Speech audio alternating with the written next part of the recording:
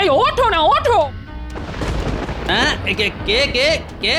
কে আবার? ইন্দ্র দেবতা। আকাশে মেঘ ডাকছে, সকাল থেকে তুমুল বৃষ্টি হচ্ছে গো। হ্যাঁ, সে কি? এর মধ্যে সকাল হয়ে গেল? শুধু সকাল নয়, বেলা গড়িয়ে দুপুর হতে চললো। তোমার ঘুম ভাঙলো না? যাও যাও, চট করে ইলিশ মাছ নিয়ে এসো, আমি খিচুড়ি বসিয়েছি। ইলিশ মাছ? ও বাবা, সে তো অনেক দাম। আমি বরং ডিম নিয়ে আসছি, বুঝলে? খিচুড়ি আর ডিম। এই শোনো, সারা জীবন এত কিপটেমি করো না তো। শুধু অভাব আর অভাব। কিপটেমিটা তোমার স্বভাব হয়ে দাঁড়িয়েছে। আজকে খিচুড়ি আর ইলিশ মাছ হবে, ব্যাস। আর কোনো কথা শুনতে চাই না। দূর দূর, ঘুম থেকে উঠেই জ্বালাতন।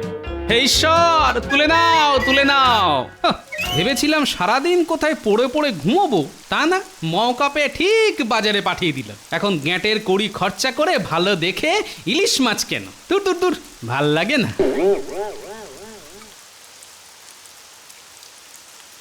ইলিশ নিয়ে যান, ইলিশ একদম জলের দরে। ইলিশ নিয়ে যান একদম জলের দরে, পদ্মার ইলিশ মাছ। ইলিশ ইলিশ ইলিশ একদম টাটকা ইলিশ নিয়ে যান। দে তাহলে। এই নাও গোপাল দাদা, এই নাও। ঠিক আছে, আসি তাহলে। আরে গোপাল দাদা, দামটা তো দিয়ে যাও। দাম? কিসের দাম? হ্যাঁ, 5 টাকা কেজি দাম।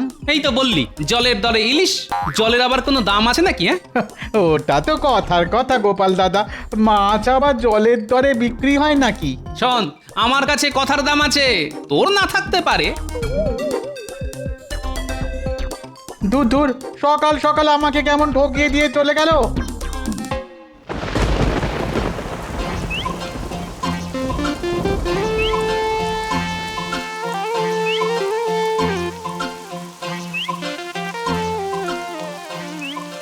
কি, ধান ক্ষেত তো জলে ভেসে গেছে।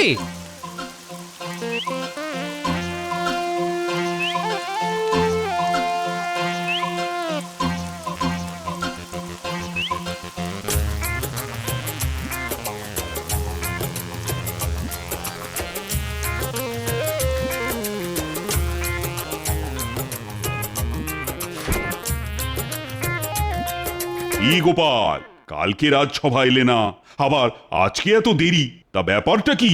আর বলবেন না মহারাজ, চারিদিকে রাস্তায় এত জল কাদা, কি আর বলবো। এক পা এগোচ্ছি তো 3 পা পেছোচ্ছি। কালকে তো কিছুতেই রাজসভায় আসতেই পারলাম না। যতবারই বাড়ি থেকে এগোনোর চেষ্টা করি, ততবারই বাড়ির ভিতর ঢুকে যাই। ওই শুরু হলো গল্প। আচ্ছা, তাই যদি হয় তাহলে আজকে রাজসভায় এলে কি করে? হ্যাঁ, আমি জানতাম আপনি এই প্রশ্নটাই করবেন। আজকে রাজসভায় পৌঁছলাম কি করে? আজ তো বাড়ি থেকে বেরোতেই পরিকল্পনা করে নিয়েছি, আজ আর রাজসভার দিকে এগোবো না।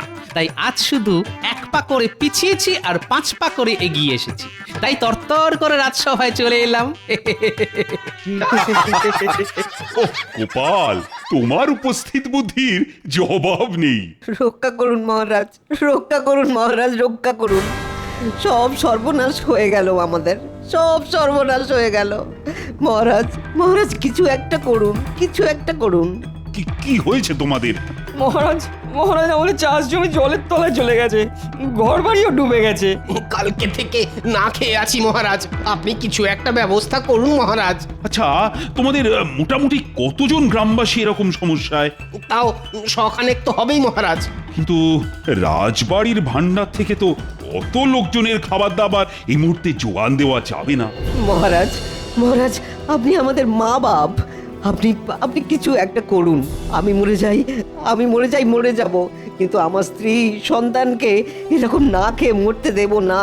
ঠিক আছে, ঠিক আছে, শোনো, আমি তোমাদের থাকার জন্য রাজ্যের পশ্চিমে একটা উঁচু মাঠে তাঁবু খাটানোর ব্যবস্থা করে দিচ্ছি, আর তোমাদের খাবার জোগানের ব্যাপারে দেখছি কি করা যায়। আপনি মহান মহারাজ, আপনি গরিবের ভগবান। শোনো গোপাল, তুমি বেশ কিছু সেনা আর লোক নাও, আর তাড়াতাড়ি রাজ্যের পশ্চিমের বড় মাঠে বেশ কিছু তাঁবু খাটানোর ব্যবস্থা করো। যথা আজ্ঞা মহারাজ।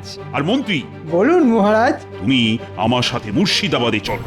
এই মুহূর্তে নবাব বাহাদুরই আমাদের একমাত্র ভরসা। উনি যদি আমাদের কিছু খাদ্যশস্য দিয়ে সাহায্য করেন, তবেই একমাত্র আমাদের সুরাহা হবে। হ্যাঁ ঠিক বলেছেন মহারাজ, এই বিপদে একমাত্র নবাবই আমাদের ভরসা। এই মৌকায় যদি কিছু কামিয়ে নেওয়া যায় তাহলে তো কেল্লা ফাতে। হ্যাঁ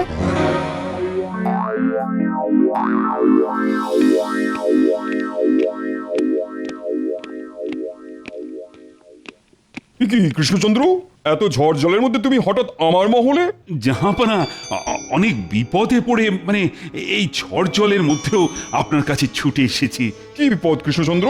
জাহাপনা, আমার রাজ্যে অনেকের বাড়ি বর্ষার জলে ডুবে গেছে, চাষ জমিও জলে ভরে গেছে। এ তো খুবই খারাপ সংবাদ কৃষ্ণচন্দ্র। চাষ জমি ডুবে গেলে তো সারা রাজ্যে খাদ্যের সমস্যা দেখা দেবে। দেখা দেবে না জাহাপনা, দেখা দিয়েছে। কয়েকশো রাজ্যবাসী না খেতে পেয়ে অনাহারে রয়েছে। আপনি যদি কিছু খাবার দিয়ে সাহায্য করেন জাহাপনা, কোনোদিন আপনার কাছে হাত পাতিনি, আজ শুধু এইটুকু সাহায্য করুন জাহাপনা। কান্নায় আমার চোখে জল আসছে। আপনি আমাদের মা, আপনি আমাদের বাপ। জাহাপনা, আপনি আমাদের মা বাপ। আচ্ছা ঠিক আছে ঠিক আছে, আমি তোমার রাজ্যে কালকে সকালের মধ্যে 50 বস্তা করে চাল ডাল আর 10 বস্তা করে চিনি নুন পাঠিয়ে দেবো, ঠিক আছে? আপনি আপনি মহান জাহাপনা। আরে আরে এ তো আমার কর্তব্য। এই তোমাদের অনেকবার অনেক প্যাঁচে ফেলেছি, কিন্তু এবার আর না। এখন মানুষেরা বিপদে পড়েছে, তাই তাদের সাহায্য করা আমার কর্তব্য, কেমন? আসতে পারি? বাবা বাবা, আজ তো আমার মহলে দেখছি পুরো চাঁদের হাট বসেছে। তা বলো, কি বলবে? আর কি বলবো বলুন জাহাপানা, আমার রাজ্যেও তো বর্ষা এসে গেছে, তাই আগে থেকে ব্যবস্থা নিতেই আপনার কাছে ছুটে এসেছি। কি ব্যবস্থা? আপনি তো জানেন আমার রাজ্যে চাল ডালের উৎপাদন এবারে কম, যা হয়েছে সব গম জোয়ার বাজরা। তাই আমায় যদি কিছু চাল ডালের বস্তা দিতেন তাহলে বেশ জমিয়ে এই কটা দিন রাজ্য জুড়ে খিচুড়ি রান্না হতো। ওই একরকম বনভোজন আর কি। না না না না না, এখন তো আর সম্ভব নয়। কেন সম্ভব নয় জাহাপানা? আপনি হলেন বাংলার নবাব, আপনার কাছে কোনো কিছুই তো অসম্ভব হতে পারে না। আমি তো কয়েক বস্তা চাল ডাল চেয়েছি জাহাপানা, এই কদিন সবাই মিলে আনন্দ ফুর্তি করে খিচুড়ি খাবো বলে। না না না না, এখন আর অত আনন্দ ফুর্তি করতে হবে না। আমি একটু আগে কৃষ্ণচন্দ্রকে চাল ডাল দিয়ে সাহায্য করার প্রতিশ্রুতি দিয়েছি। কৃষ্ণনগরের অনেক চাষি না খেতে পেয়ে মরছে, তাই তাদের খাদ্যের যোগান আগে, তারপর তোমার ফুর্তি। আচ্ছা ঠিক আছে, আপনার কাছে কৃষ্ণনগর আগে খাম্বাজ রাজ্য পরে, তাই তো? খাম্বাজ রাজকে হাত করে যদি এই সুযোগটা কাজে লাগাতে পারি তাহলে আমার ট্যাঙ্ক ফুলে ফেঁপে উঠবে। ব্যাস, তোমাদের থাকার ব্যবস্থা হয়ে গেল। এখন যতদিন না তোমাদের ঘর বাড়ির ব্যবস্থা হচ্ছে ততদিন তোমরা এখানেই থাকবে। ধন্যবাদ গোপাল দাদা।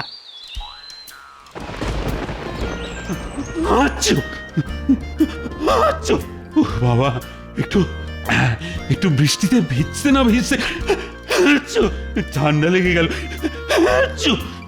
আপনাকে কতবার বলেছি বৃষ্টিতে ভিজবেন না, কিন্তু কে কার কথা শোনে?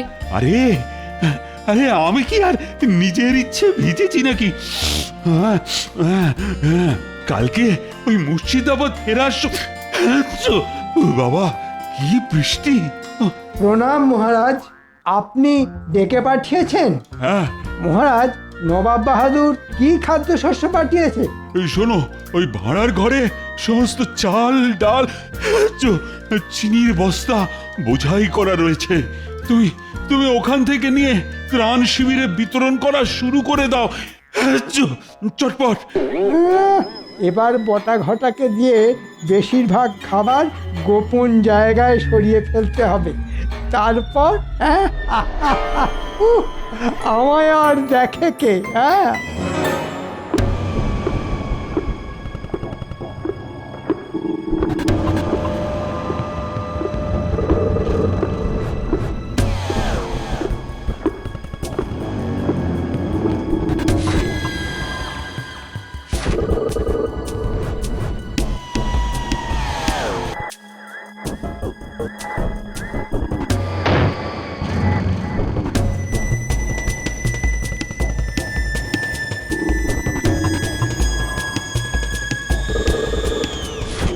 তাড়াতাড়ি হাত চালা, তাড়াতাড়ি তাড়াতাড়ি হাত চালা।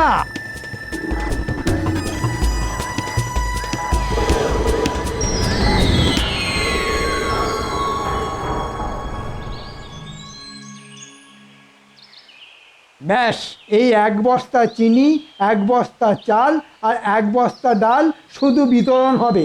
আর বাকি বস্তার চাল ডাল খাম্বাজরাজকে সব বেচে দেবো। উফ, মন্ত্রীমশাই মন্ত্রীমশাই, আপনার মাথায় কি বুদ্ধি! পুরো একেবারে ওই গাঁটে গাঁটে। রে, আমার সঙ্গে থেকে থেকেও তো আমার মতো হতে পারলি না, হ্যাঁ? নামটা ঘটা হলে কি হবে? ঘট ফুটো হয়ে সব বুদ্ধি বেরিয়ে যাচ্ছে। ঠিক বলেছেন মন্ত্রী মশাই। চল, এখন কথা না বাড়িয়ে ত্রাণ শিবিরে চল, নইলে এক্ষুনি বৃষ্টি নেমে গেলেই মুশকিল। হ্যাঁ হ্যাঁ, চলুন চলুন।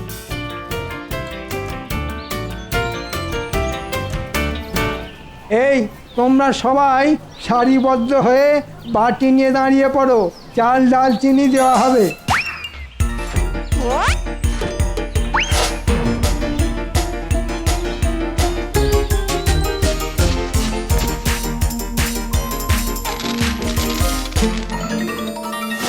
এ কি মন্ত্রীমশাই, মাত্র 1 বাটি করে চাল আর ডাল?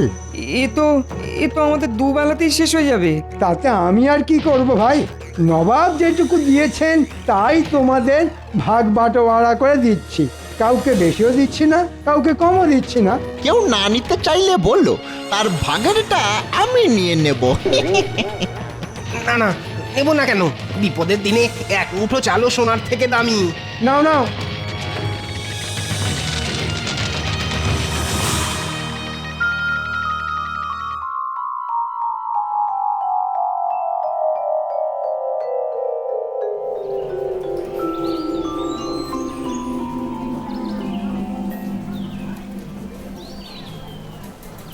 কি বলো, ত্রাণ সামগ্রী কিছু কি এসেছে, না এখনো মন্ত্রীমশাই এসেই পৌঁছয়নি? আর কি বলবো গোপাল দাদা, যা এসেছে তা না আসারই সমান। সবাইকে ছোট ছোট 1 বাটি করে চাল ডাল আর চিনি দিয়েছে। মাত্র 1 বস্তা করে চাল ডাল চিনি নিয়ে এসেছিল মন্ত্রী মশাই আর বটা ঘটা। এ কি, কয়েকশো লোকের জন্য নবাব বাহাদুর মাত্র 3 বস্তা খাবার পাঠিয়েছে? ঠিক আছে, তোমরা রান্না করো, আমি মহারাজের সাথে কথা বলে দেখছি কি করা যায়।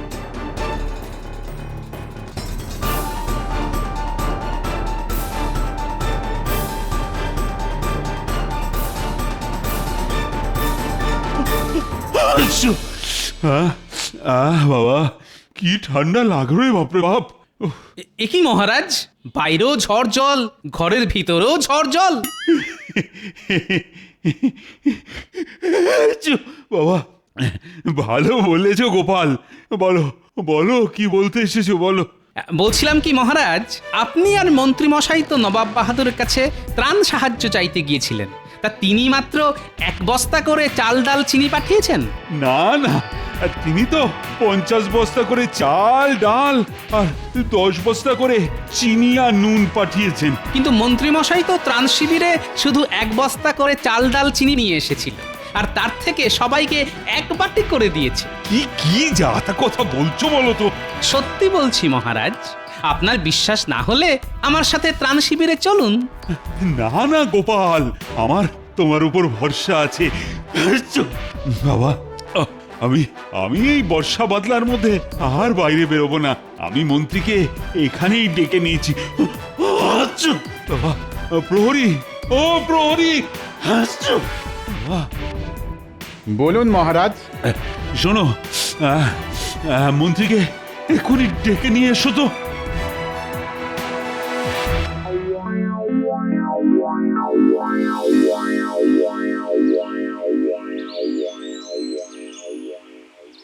মন্ত্রী মশাই, ও মন্ত্রী মশাই, বাড়ি আছেন? কে? আমি প্রহরী। মন্ত্রী মশাই বাড়ি আছেন নাকি? না না, উনি তো একটু আগেই ত্রাণ শিবির থেকে ফিরেই বেরিয়ে গেছেন কোনো এক রাজ্যের রাজার সাথে কথা বলতে। আমায় কিছু বলেনি। আচ্ছা, ঠিক আছে।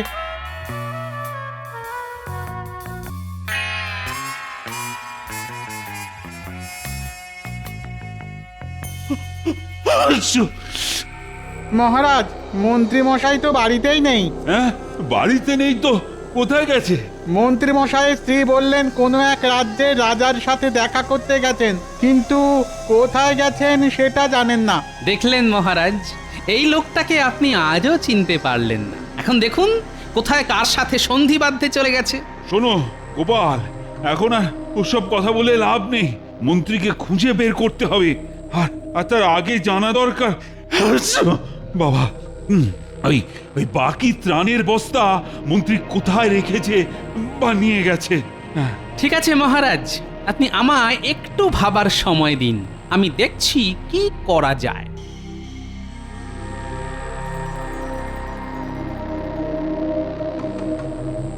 কোথায় গেলেন মন্ত্রী মশাই? এই বর্ষার মধ্যে বাড়ি ছেড়ে এখন অন্য রাজ্যে কি করছেন? ত্রাণ সামগ্রীর বাকি বস্তা কোথায় গেল?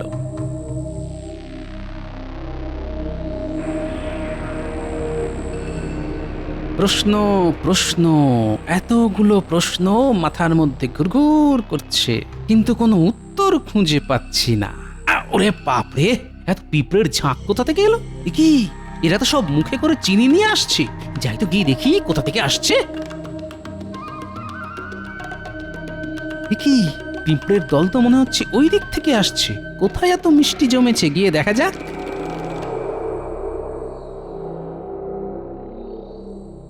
বুঝলি ঘটা, আমি একটু আগে খাম্বাজ রাজার সাথে কথা বলে এলাম। উনি আমাদের পাওয়া এই সব ত্রাণের খাদ্য কিনতে রাজি আছেন। আজকে রাতে ওনার দলবল আসবেন আর সব নিয়ে যাবে। ও, তারপর আমাদের কাছে শুধু টাকা আর টাকা, কি বলেন মন্ত্রী মশাই? ওরে বাপরে, ওরে বাবা, পিঁপড়ে কামড়ালো। জ্বলে গেল, জ্বলে গেল। এখানে এত পিঁপড়ে এলো কিভাবে? হ্যাঁ, এ বাবা, চিনির একটা বস্তা একটু ছিঁড়ে গেছে। শোন, তাড়াতাড়ি বস্তাটা ছুঁচ সুতো দিয়ে সেলাই করে চলে আয়। এখানে বেশি ঘোরাঘুরি করিস না। আচ্ছা মন্ত্রী মশাই। আর হ্যাঁ, রাতে যখন খাম্বাজ রাজ ওনার লোকজন নিয়ে আসবেন, তখন একেবারে ওনাদের গাড়িতে বস্তাগুলো তুলে টাকা নিয়ে সরে পড়বো। আর একটা কথা, এখন আমরা গা ঢাকা দিয়ে থাকবো, তারপর টাকা পেয়ে গেলে রাজ্য থেকেই খাওয়া হয়ে যাব। কি বুঝলি? মন্ত্রী মশাই আপনার কি বুদ্ধি! একটু একটু পায়ে ধুলো দিন, একটু পায়ে ধুলো। পায়ে না, এখন ধুলো নেই, কাদা আছে, শুকিয়ে গেলে নিস। চললাম রে, বস্তা সেলাই হয়ে গেলে আমার বাড়িতে চলে যাস। আচ্ছা, তার মানে এই ব্যাপার। ত্রাণের সব খাবার এখানে না, এক্ষুনি কিছু একটা করতে হবে।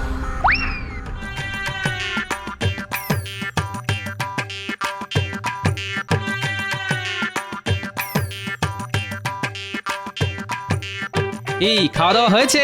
হ্যাঁ গোপাল দাদা, এই তো আজকের মতো হলো, কিন্তু কাল থেকে কি খাবো নিজেরাও জানি না।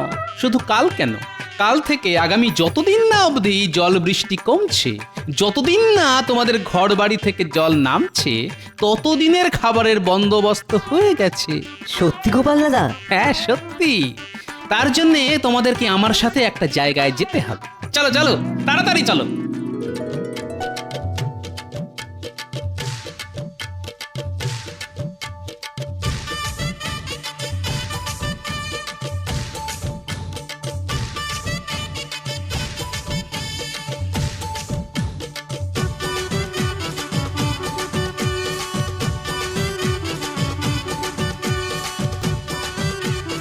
উড়িয়ে বাবা, কত বস্তা!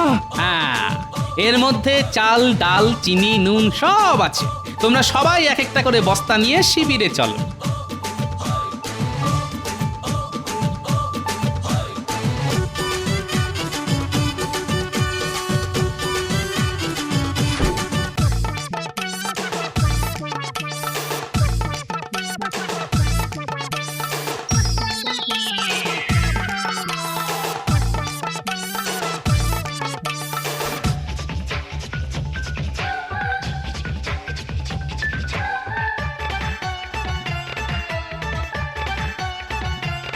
শোনো, খাবার ব্যবস্থা তো হলো, এবার দেওয়ার ব্যবস্থা করতে হবে। দেওয়ার ব্যবস্থা মানে? মন্ত্রীমশাইকে চমক দিতে হবে।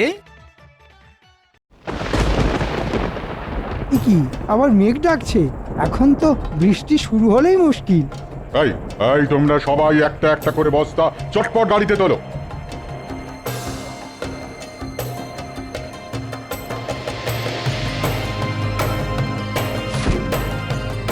খাম্বাজরাজ, এবার আমার টাকাটা। হ্যাঁ হ্যাঁ, সে তো দেবই। এই মরেছে, বালি পাথর কোথা থেকে এলো? ছি ছি ছি ছি, মন্ত্রী তুমি আমাকে এভাবে ঠকাচ্ছিলে? এই বাকি বস্তাগুলোতে কি আছে দেখো তো দেখি।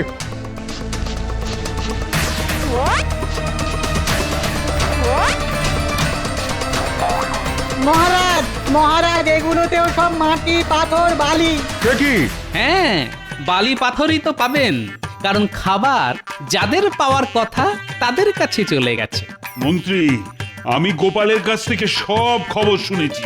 তুমি তুমি শরণার্থীদের মুখের খাবার খাম্বাজরাজকে বিক্রি করতে চলেছিলে। আগে ইয়ে না, মানে ও মন্ত্রী মশাই, এবারেও তো ফেঁসে গেলাম। সাবাস গোপাল, সাবাস।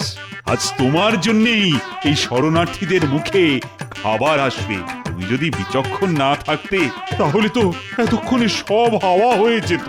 একজন সৎ কর্তব্যপরায়ণ রাজ্যবাসী হিসেবে এ তো আমার কর্তব্য মহারাজ।